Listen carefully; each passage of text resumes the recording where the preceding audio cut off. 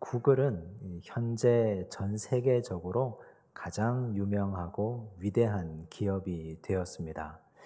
그런데 구글이 처음부터 이런 좋은 기업이었던 것은 아닙니다. 구글도 미미했던 시절이 있었습니다. 지난 1996년 스탠퍼드 대학원에 재학 중이던 레리 페이지와 세리게이 브린 두 사람이 기존의 검색 엔진과는 차별화된 다른 검색 엔진을 만들려고 하는 프로젝트로부터 출발합니다.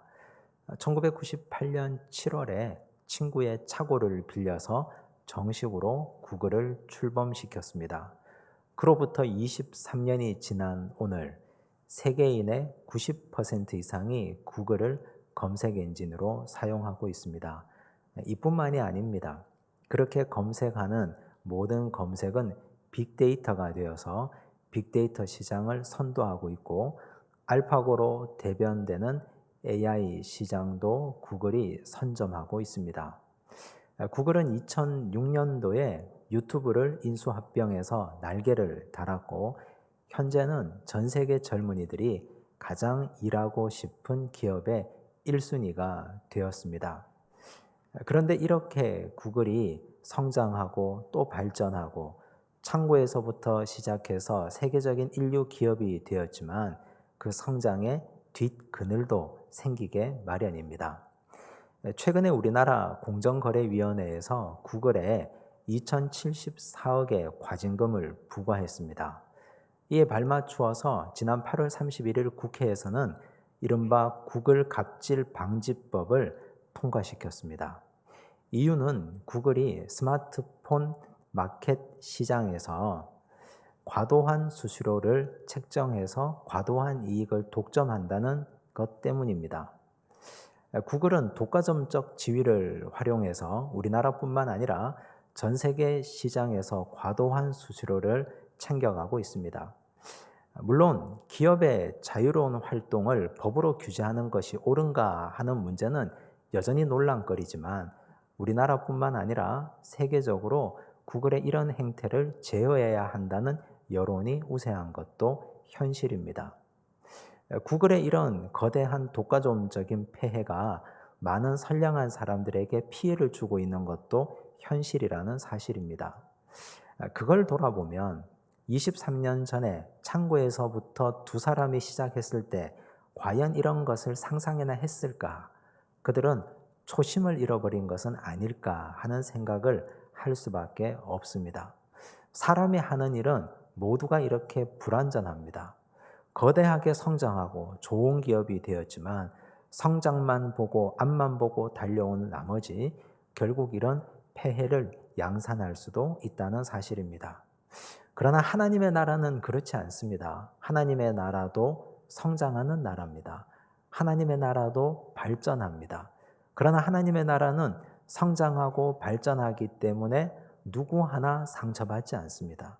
누구도 피해를 주지 않습니다. 하나님의 나라는 그 자체로 완벽하고 완전한 나라이기 때문입니다.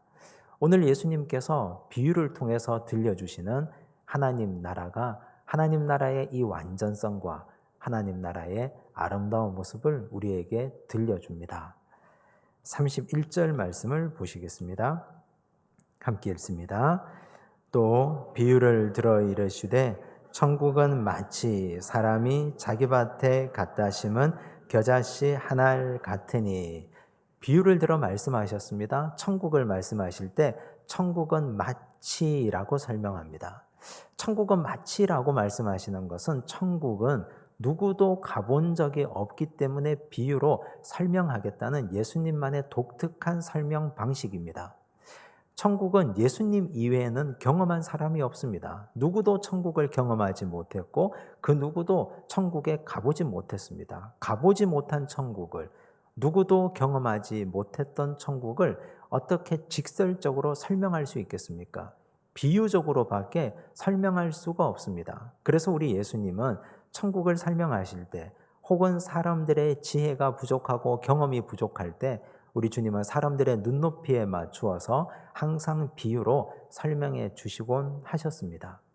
그런데 문제는 이런 것들을 오늘날 이 시대 신천지를 비롯한 이단들이 성경 전체가 비유라고 호도하고 있습니다. 34절 말씀을 보십시오. 함께 읽습니다.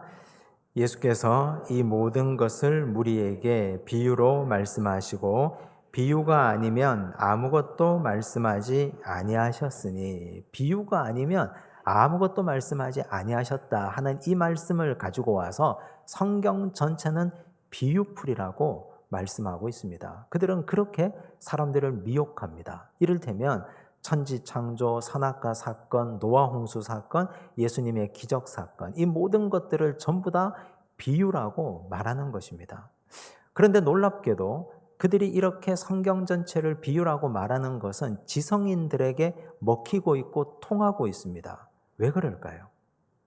소위 많이 배웠다고 하는 사람들, 세상적인 지식과 사회과학적인 지식, 그리고 물리학적인 지식으로 무장된 사람들은 성경에 나오는 기적, 성경에 나오는 모든 사건을 역사적 사실로 받아들이는 것을 몹시 힘들어합니다.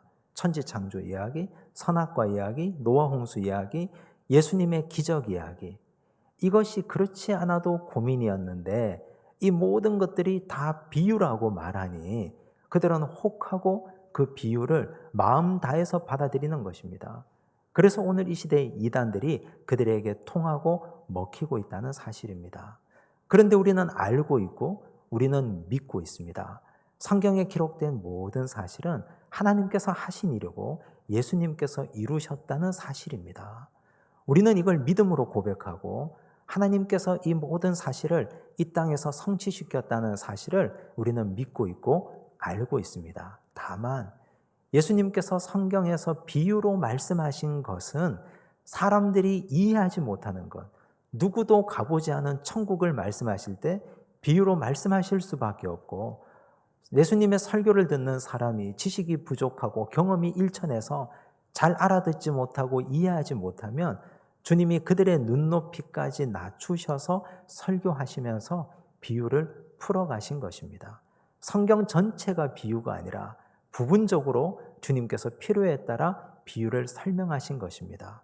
오늘 천국 비유도 바로 그런 맥락에서 접근하고 이해하셔야 되는 것입니다.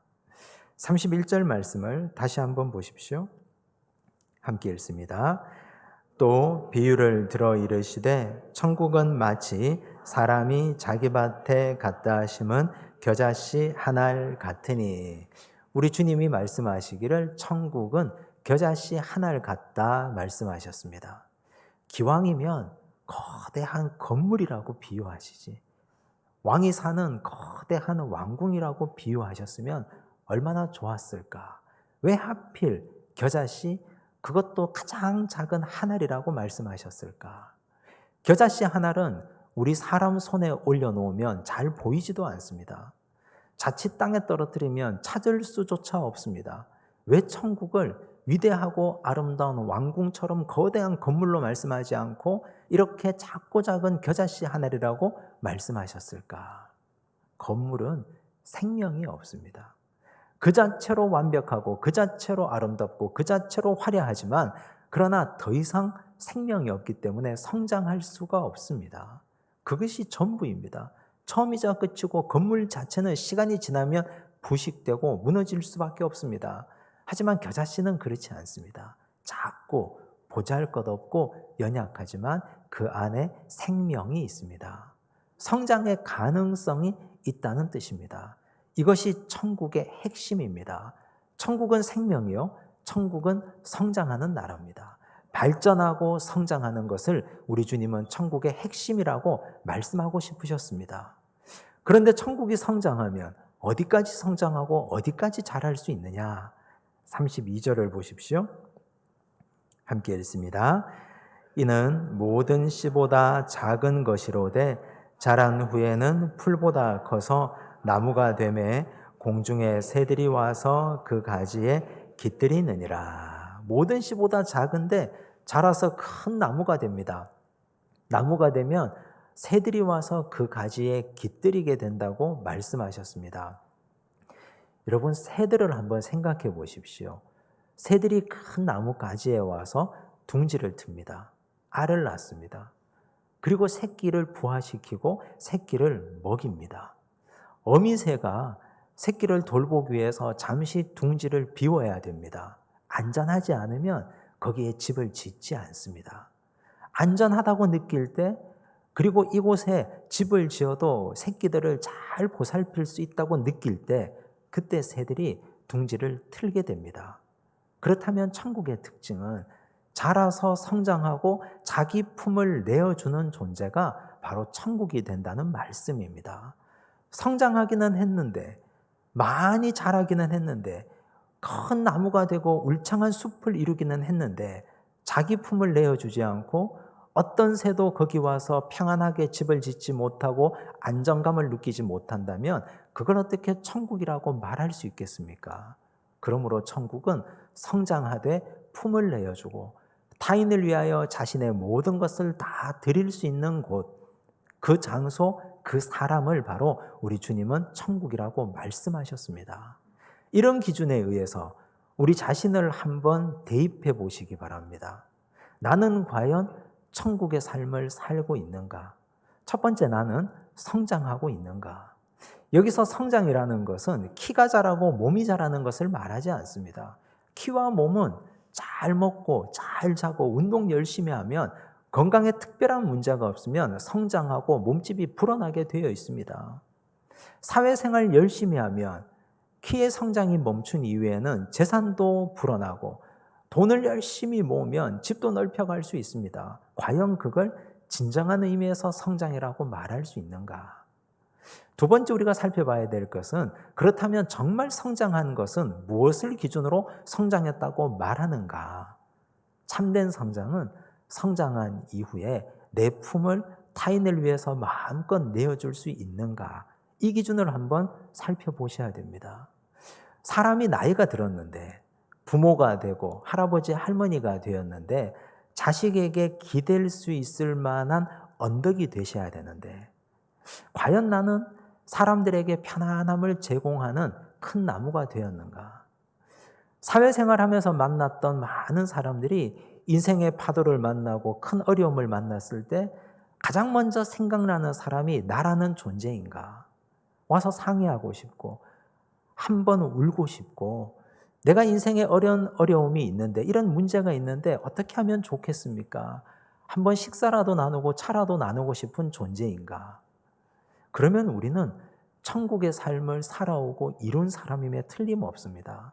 사람들이 보기에는 돈을 많이 벌지 못했고 넓은 집에 살지 못했고 성공하지 못했고 성장하지 못했다 할지라도, 그러나 우리는 하나님 보실 때 성장한 큰 나무가 되어서 천국의 삶을 살고 있는 것입니다.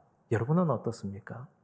나이가 들어가고 있음에도 불구하고, 이제는 제법 성숙한 사람이 되어야 함에도 불구하고 아무도 나를 찾지 않고 오히려 나를 피하고, 자식조차도, 나와 함께 직장 생활을 오래 한 사람조차도 나를 슬금슬금 피한다면 그럼 우리는 인생을 잘못 산 거 아니겠습니까?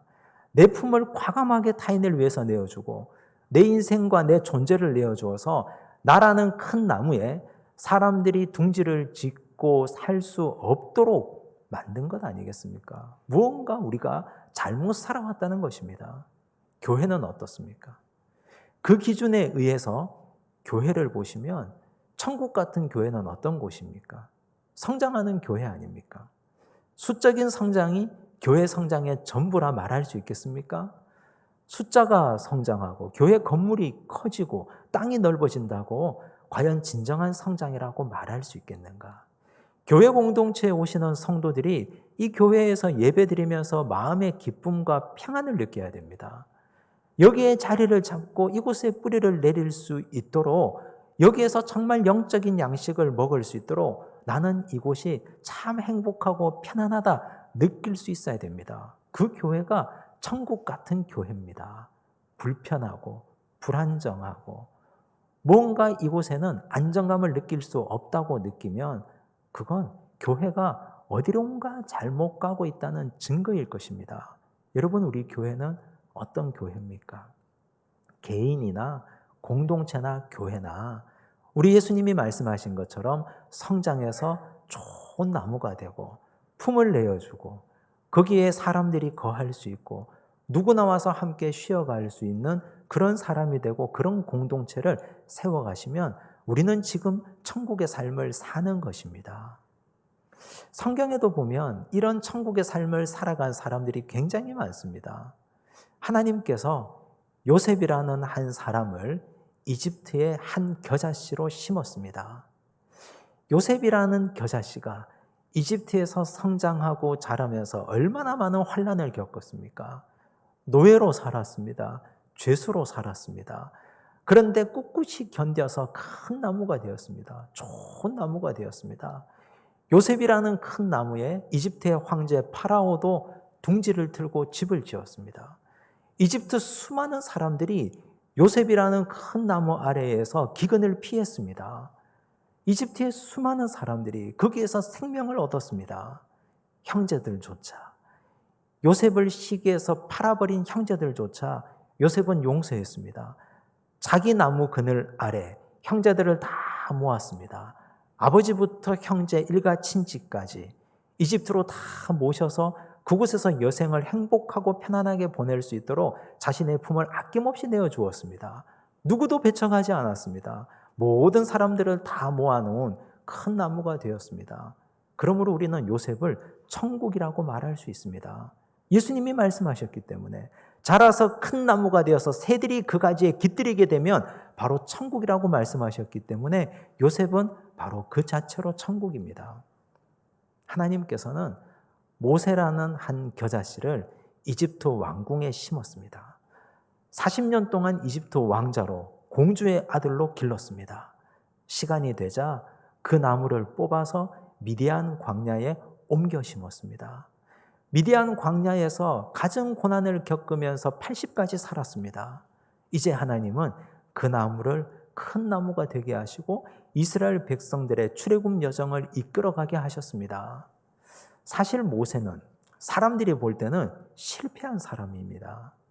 한때는 왕이 계승자였지만 이집트의 왕자였지만 실패한 사람이 되어서 이집트에 돌아와서 왕을 만납니다. 사람들이 볼 때는 실패한 사람이지만 하나님이 보실 때는 영적인 거장이 되었습니다. 그가 80년 동안 훈련받은 후에 큰 나무, 좋은 나무가 되어서 이스라엘 백성들을 그 나무에 품어서 출애굽의 대업을 성취한 좋은 나무가 되었습니다. 모세라는 큰 나무가 없었다면 출애굽이 어떻게 가능했겠습니까? 40년 여정이 그 나무 그늘 아래서 가능해진 것 아니겠습니까? 성경의 여러 인물들이 다 좋은 천국 같은 존재들입니다. 성경에 나오는 수많은 사람 중에 가장 큰 나무가 있는데 그 나무는 바로 예수 그리스도라는 나무입니다. 우리 하나님께서 예수 그리스도라는 한 겨자씨를 갈릴리 나사렛에 심었습니다. 사람들은 아무도 거들떠보지 않았습니다. 보잘것 없었기 때문에. 사람들 눈에 띄지도 않고 보이지도 않는 한 보잘것없는 작은 겨자씨였기 때문에. 그런데 그 겨자씨 예수님이 자라서 큰 나무가 되었습니다. 예수님에게는 생명이 있었습니다. 정말 큰 나무가 되어서 수많은 사람들이 예수님이라는 가지에 둥지를 틀고 집을 짓습니다. 지금 우리조차도. 앞으로 오고 올 모든 인류도 예수 그리스도라는 나무에 기대어 살고 있습니다. 예수님은 이 땅에 오셔서 12겨자씨를 심었습니다. 그 중에 하나의 겨자씨, 가룟 유다는 실패했습니다. 나머지 겨자씨는 또 자라서 큰 나무가 됩니다. 그 나무는 자신들만의 공동체를 이루고 공동체를 형성했습니다. 예루살렘 교회를 만들었습니다.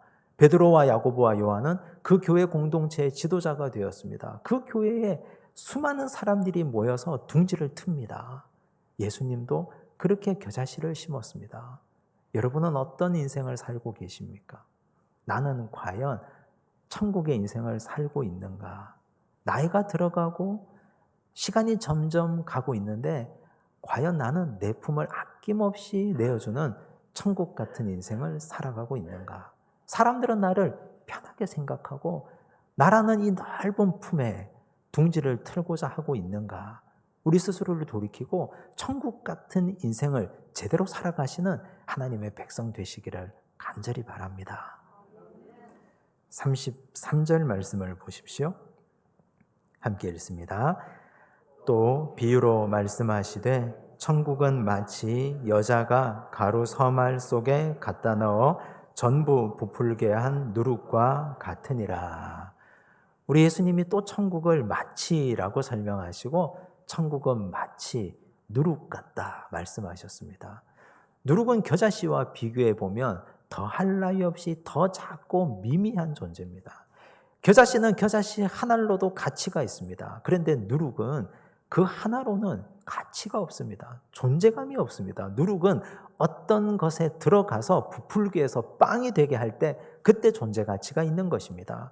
가루 서말 속에 들어가서 그것을 전부 부풀게 하여 빵이 되게 해서 사람들을 먹여 살리는 존재가 될 때 그때 비로소 누룩은 가치 있는 존재가 된다는 뜻입니다. 그렇다면 예수님께서 누룩을 통해서 하고 싶은 천국의 말씀은 무엇일까요? 예수님이 하고 싶은 말씀은 바로 누룩이 영향력인 것처럼 천국도 영향력이라는 사실을 말씀하고 싶은 것입니다.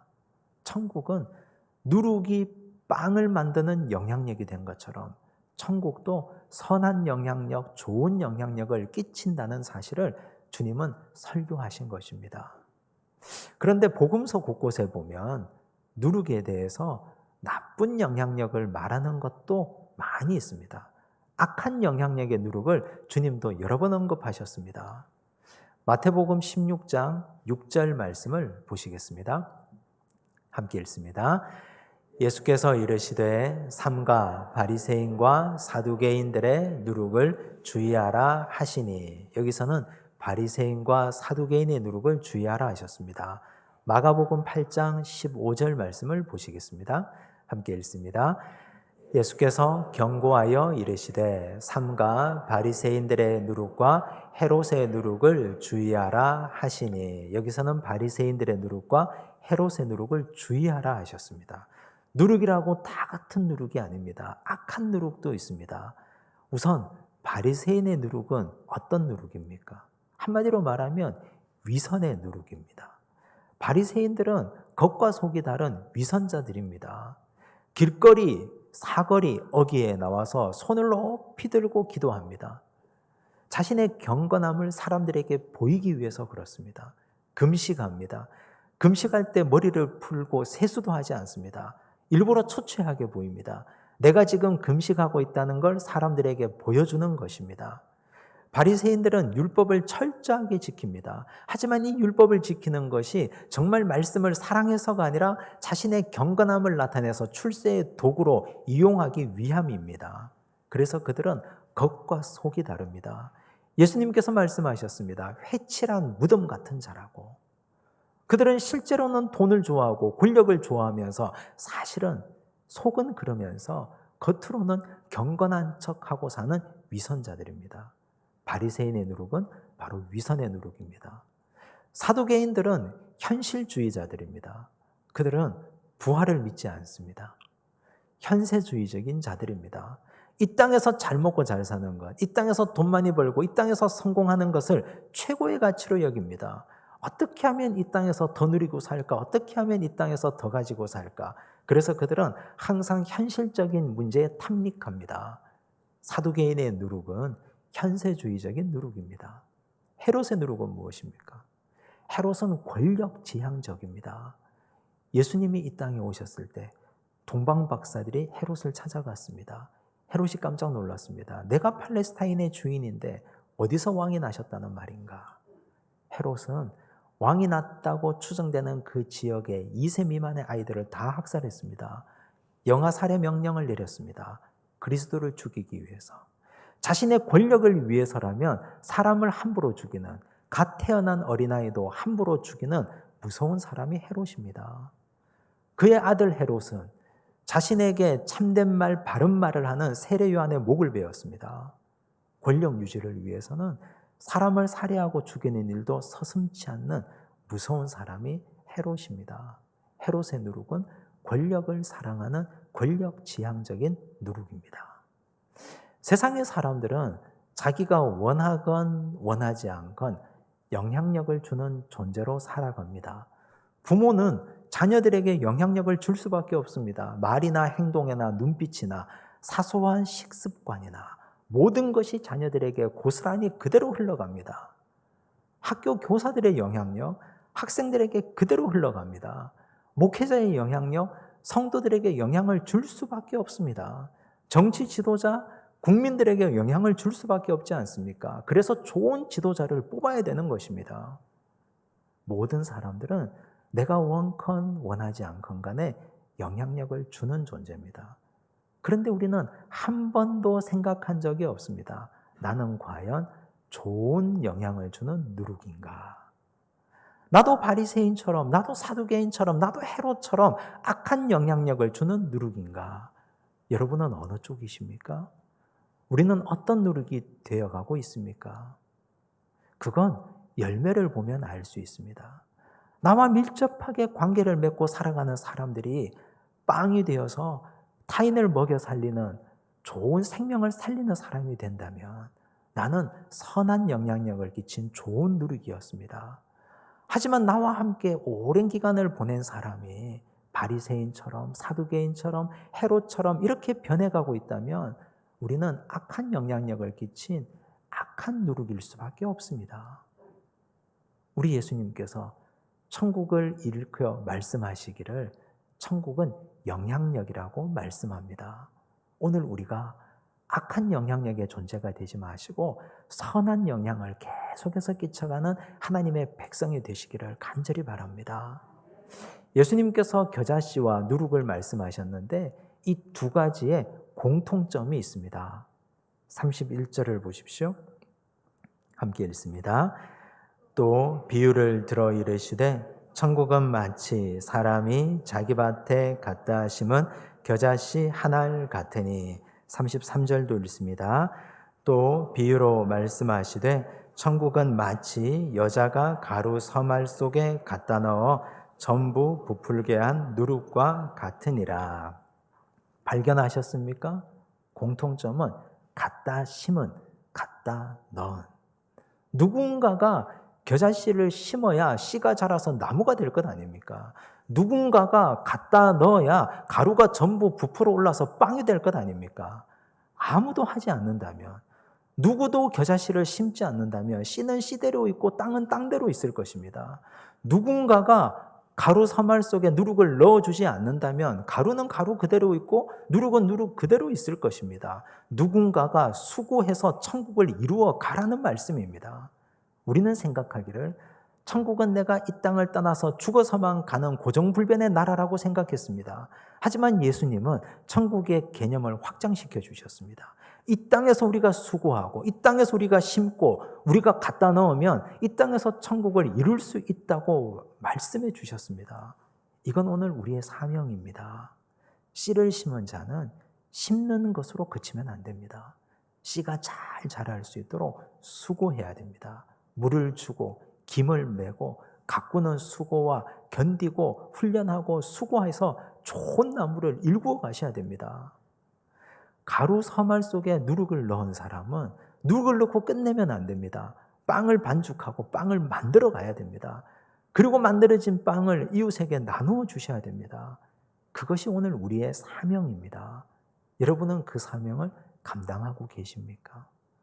예수님께서는 이 땅에도 천국을 이룰 수 있다. 우리에게 희망을 주시고 우리가 지금 포기하고 살아가는 우리 가정, 우리 공동체, 이 나라, 이 백성, 이 민족도 천국으로 만들어갈 사명을 우리에게 부여하신 것입니다. 누군가가 갖다 심어 큰 나무가 되게 겨자씨를 나무가 되게 만들어라. 여자가 가루 서말 속에 누룩을 넣어서 전부 부풀게 한 것처럼 너희가 그 일을 하라 말씀하셨습니다. 오늘 우리에게 그 위대한 사명이 주어져 있습니다. 천국을 만들어가는 사명. 우리 가정과 내가 속한 모든 공동체를 천국으로 변화시키는 사명을 우리에게 허락해 주셨으니 지치지 말고 포기하지 말고 그 일을 믿음으로 잘 감당해 나가시기를 간절히 바랍니다. 기도하겠습니다. 하나님 아버지 감사합니다. 천국은 마치 겨자씨 한 알과 같고 천국은 마치 누룩과 같다고 말씀하셨습니다. 작고 보잘것없는 겨자씨이지만 생명이 있어 자라 큰 나무가 되어 자신의 품을 새들에게 내어주는 나무가 됩니다. 주여, 오늘 우리가 이렇게 성장하고 우리 자신을 타인에게 내어줌의 삶을 살고 있는지 돌아봅니다. 천국은 누룩 같은 선한 영향력, 좋은 영향력이라고 말씀하셨습니다. 우리가 바리새인, 사두개인, 헤롯의 영향력을 주고 있는 건 아닌지, 우리가 정말 좋은 영향력을 주고 살고 있는지 주여 우리를 돌아보게 하옵소서. 이 땅에 천국을 이루어가는 사명을 우리에게 허락해 주셨는데 우리는 과연 농부의 수고를 하고 있는지, 빵 만드는 이의 수고를 하고 있는지 우리 스스로를 돌아보고 이 수고를 마다치 않고 성실하게 감당하는 하나님의 백성 자녀 되도록 주여 우리의 믿음과 삶을 책임져 주시옵소서. 모든 말씀 예수님 이름으로 기도드리옵나이다. 아멘.